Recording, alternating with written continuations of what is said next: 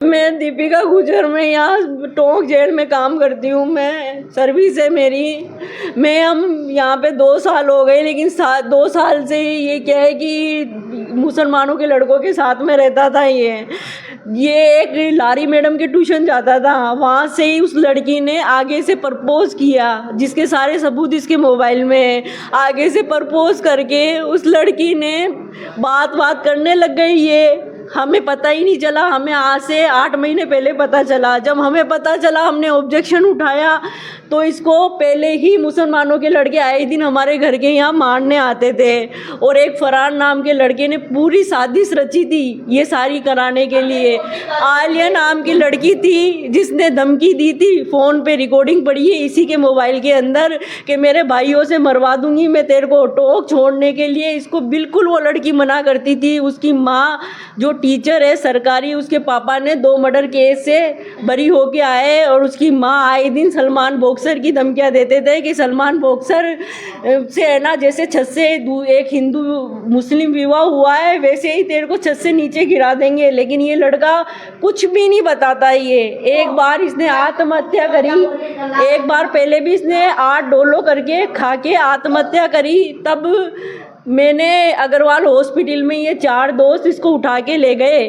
तब इसने जिद करी कि मम्मी आप उस लड़की से बात करने के लिए मना नहीं करोगे, वो लड़की मेरे को फंसा देगी, वो मुझे धमकियाँ देती है। तो मैंने लेके इसको बोला कि मैं कि बेटा कुछ भी नहीं होगा, मैं सब कर लूँगी। मैं उसके 2 ही महीने बाद में इसके टॉयलेट की जगह को कटवा दी उसने, खतना करवा दी, धर्म परिवर्तन जो आप देख लो मौजूद है इसकी अंडरवेयर खोल के, जिसका इलाज चल रहा है। और फिर उसके बाद में कल रात को कल इसका रिजल्ट आया।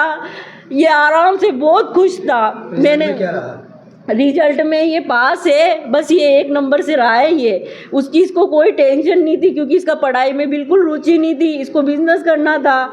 तो उस लड़की ने जब इसके रिजल्ट एग्ज़ाम थे 12वीं के, ओनली इसको 1 घंटा सुबह 6 बजे पढ़ता था, पढ़ने ही नहीं देती थी, पूरे दिन फ़ोनों पे लगी रहती।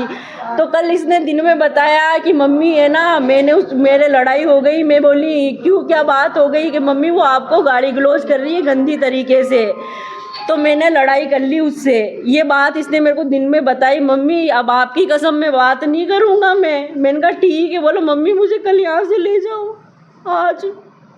तो मैंने 20 तारीख से 4 महीने की CCL ले ली थी कि भाई मैं इसको बच्चे को यहाँ से ले जाके मैंने मेरा भीलवाड़ा का मकान का काम चालू करवा दिया कि भाई मैं टोक रोज अप डाउन करके मैं नौकरी कर लूँगी। मैं कई बार हमारे DG साहब के भी पेश हुई मैं कि भाई है ना मेरा ट्रांसफ़र कर दो। DG साहब को मैंने बताया कि मेरे बेटे के साथ में ये हो रहा है। उन्होंने भी मेरी नहीं सुनी। अगर उस टाइम DG साहब मेरा ट्रांसफ़र कर देते तो आज मेरा बेटा मारा नहीं जाता।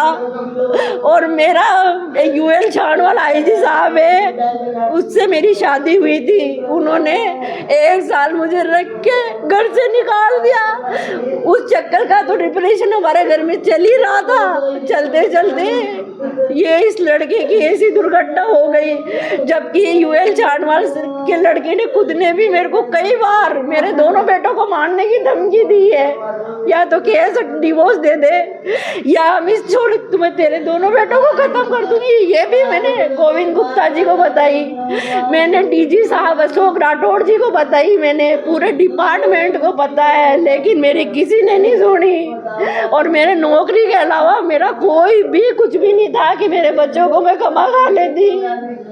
क्या मांग आप करते हैं सरकार? मैं उस लड़की को सजा दिलाओ। मेरी बेटी, मेरे बेटा, आज मेरे बेटे के अलावा मेरा घर में कुछ भी नहीं रहा।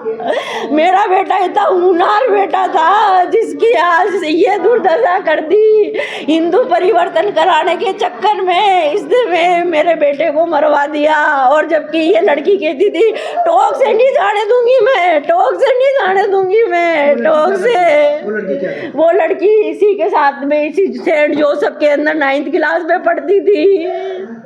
तो सेंट जोसेफ के प्रबंधन से कभी बात की आपने? मैंने करी है, उन सर को सब पता है। सर ने ये कहा था कि बहुत सीधा लड़का है मैडम, ये लड़के को आप प्यार से समझाओ। सर ने भी समझाया था, सारे टीचर ने समझाया। कल वहाँ की एक मैडम थी, बता दें आपका। मेरा नाम मनीष गुजर है। मनीष जी, क्या घटना हुई है, क्या पूरा मामला है? घटना, मेरा भांजा है जो ये टोंक में रहता है, कुणाल गुजर नाम से है, जिसने सुसाइड कर लिया कल रात को। कैसे पता चला, क्या मामला है, आखिर क्यों? अभी मुझे और कोई जानकारी नहीं है, बस मैं अभी आया हूँ जस्ट। क्या कोई जानकारी मिल पाई कि किसी ने उकसाया है? अभी सर पूरी कोई जानकारी नहीं हुई है सर। क्या सूचना दी आपको? ये महावीर नगर इलाके में कोई सुसाइड का मामला है। ये कोई नाबालिग लड़के ने फांसी लगा ली थी और परिजन आ गए हैं, तो इसका पोस्टमार्टम करवाएंगे अभी। किस तरह की शिकायत दी है परिजनों ने? कोई प्राइवेट पेशेंट है?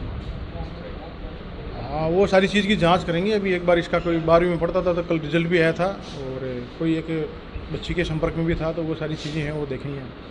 परिवार दिया है परिजनों ने? हाँ, परिजनों ने परिवार दिया है, अभी उसकी पूरी जाँच करेंगे।